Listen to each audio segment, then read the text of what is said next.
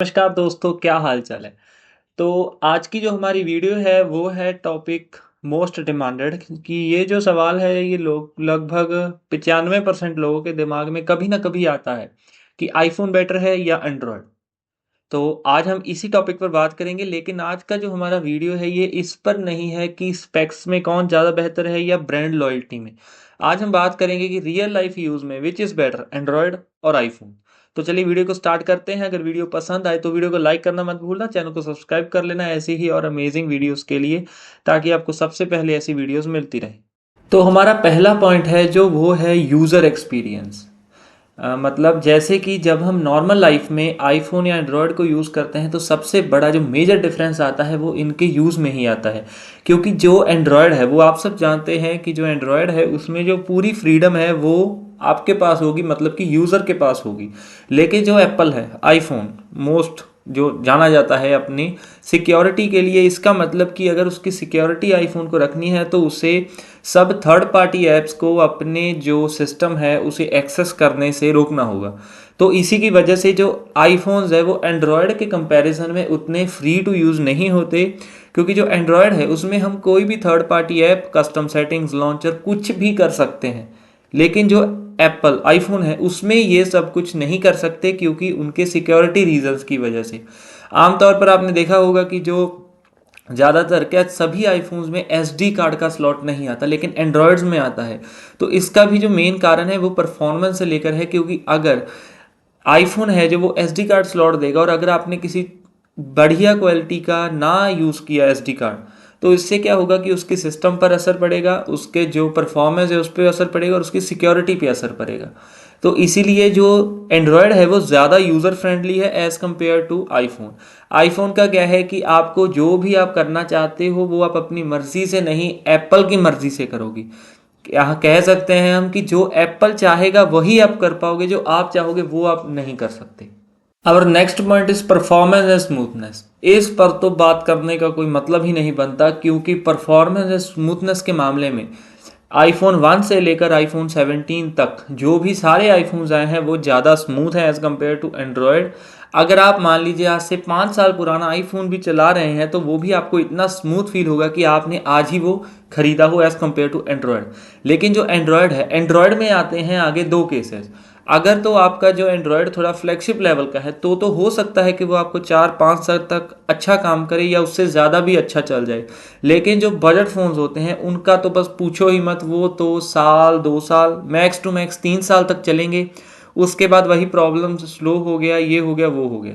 तो ये सब डिफरेंस है जो परफॉर्मेंस का। इसमें जो एप्पल है उसे बहुत बड़ी लीड मिलती है बिकॉज ऑफ उसका जो कॉन्फ़िगरेशन होता है अपने आप के सिस्टम कंपोनेंट से और जो दूसरे उसके कंपोनेंट से। लेकिन एंड्रॉयड में ये सब चीज़ें मिसिंग होती हैं। लेकिन आज अब देख सकते हैं कि जो सैमसंग है ज़्यादातर उसके जो फ्लैगशिप लेवल के फ़ोन्स आ रहे हैं वो भी लगभग एंड्रॉयड के पास जा चुके हैं, आईफोन के पास जा चुके हैं।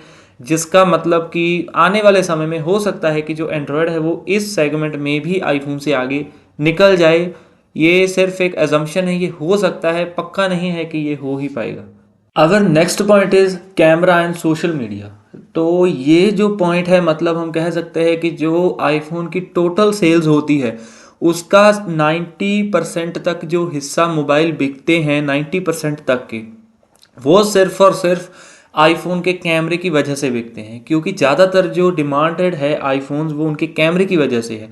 क्योंकि क्या है कि जो एप्पल्स हैं, एप्पल है और एंड्रॉयड्स हैं, इनका जो कैमरे में डिफरेंस है वो अभी बहुत ज़्यादा है। हो सकता है आने वाले समय में भी ये बीट हो जाए, क्योंकि सैमसंग का कैमरा भी होपफुली बहुत करीब पहुंच चुका है। लेकिन ज़्यादातर फ़ोन्स आईफोन के नियर भी नहीं है, बहुत दूर है। क्योंकि आईफोन है जो ज़्यादातर क्या देखा जाता है कि एंड्रॉयड में हमें मेगापिक्सल 100 200 मेगापिक्सल तक के कैमरे मिलते हैं, लेकिन एप्पल में सिर्फ 12-15 या मैक्स टू मैक्स इतने तक के, हमें 20 तक मेगापिक्सल के कैमरे मिलते हैं। लेकिन फिर भी जो आईफोन है उसकी जो फ़ोटो क्वालिटी है, वीडियो क्वालिटी है, वो इतनी अच्छी कैसे।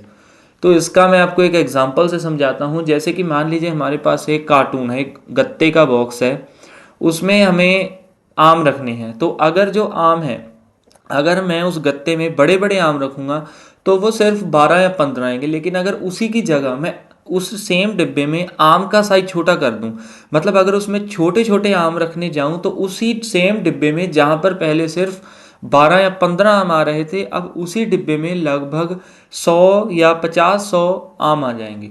तो ऐसा ही है जो ये खेल किया जाता है एंड्रॉयड की तरफ से, ज़्यादातर नहीं, तो ज़्यादातर जो है ये ऐसे ही होता है क्योंकि जो मेगापिक्सल का साइज़ है उसे कम कर दिया जाता है, जिससे क्या है कि जो कैमरा है वो ज़्यादा मेगापिक्सल का बन जाता है, लेकिन उसकी जो क्वालिटी है वो तो उतनी की उतनी ही रहती है।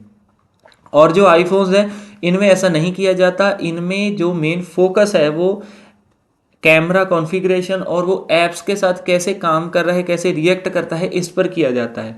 इसके अलावा एक और फैक्ट भी है कि जो एंड्रॉयड्स हैं उनका जो कैमरा है वो अलग अलग ऐप्स में अलग अलग तरीके से परफॉर्म करता है। मतलब माना कि हाँ वो अच्छे हो चुके हैं एंड्रॉयड्स के कैमरे भी, लेकिन क्या है कि जो यूज़ होता है कैमरे का वो ऐप्स में वो उतना कंसिस्टेंटली नहीं होता, कंसिस्टेंसी के साथ नहीं, किसी में ज़्यादा तो किसी में कम, अच्छी होगी वीडियो या बुरी हो जाएगी। लेकिन जो एंड्रॉयड है, एंड्रॉयड के कंपैरिजन में जो आईफोन है उसमें क्या है कि जो वीडियो क्वालिटी फोटो क्वालिटी हमें एक ऐप में यानी मेन कैमरा ऐप में मिलती है वही हमें सभी सोशल मीडिया प्लेटफॉर्म्स पर यानी कि इंस्टाग्राम स्नैपचैट सब पर मिलती है कंसिस्टेंटली। तो ये जो पॉइंट है ये क्रिएटर्स के लिए बहुत इंपॉर्टेंट है और ये भी एक मेजर डिफरेंस है आईफोन को खरीदने का लेकिन एंड्रॉयड को नहीं।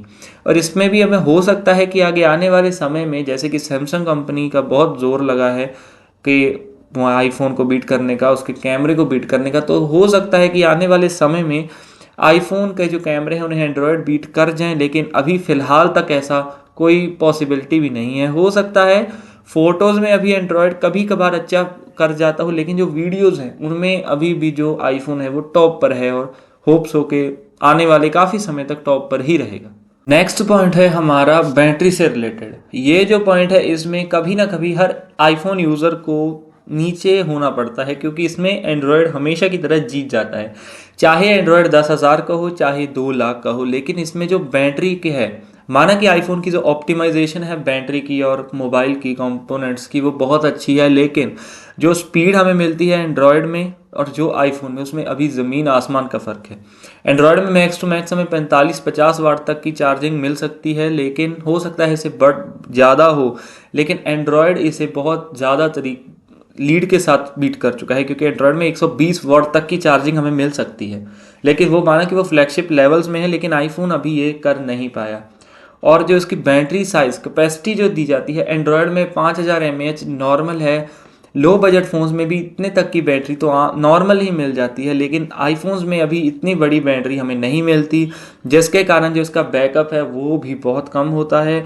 और जो इसमें मेन रीज़न है कि जो चार्जिंग की स्पीड है वो भी ज़्यादा है आईफोन में एज़ कम्पेयर टू एंड्रॉयड, और जो डिस्चार्ज स्पीड है वो भी आईफोन की ज़्यादा है एज़ कम्पेयर टू एंड्रॉयड। माना कि इसका इकोसिस्टम बहुत अच्छा है, चार्जिंग है जो वो बहुत अच्छी होती है, लेकिन वही बात है कि मेन चार्जिंग की जो स्पीड और जो कंसिस्टेंसी है वो उतनी चार्जिंग की वो ज़्यादा होती है आईफोन्स में एज़ कम्पेयर टू एंड्रॉयड। अब हमारा नेक्स्ट पॉइंट है प्राइस। तो माना कि जो आईफोन है उसका प्राइस जो एंड्रॉयड के नॉर्मल, जहाँ से एंड्रॉयड की जो रेंज है वो बहुत ज़्यादा है मतलब प्राइस के मामले में, लेकिन आईफोन की रेंज उतनी नहीं है क्योंकि जो आईफोन्स हैं उनमें हम पैसे सिर्फ मोबाइल के नहीं, उसके इकोसिस्टम के और उस ब्रांड, उस नेम के, उस कटे हुए सेब के देते हैं जो हमें आईफोन पर लगाकर दिया जाता है।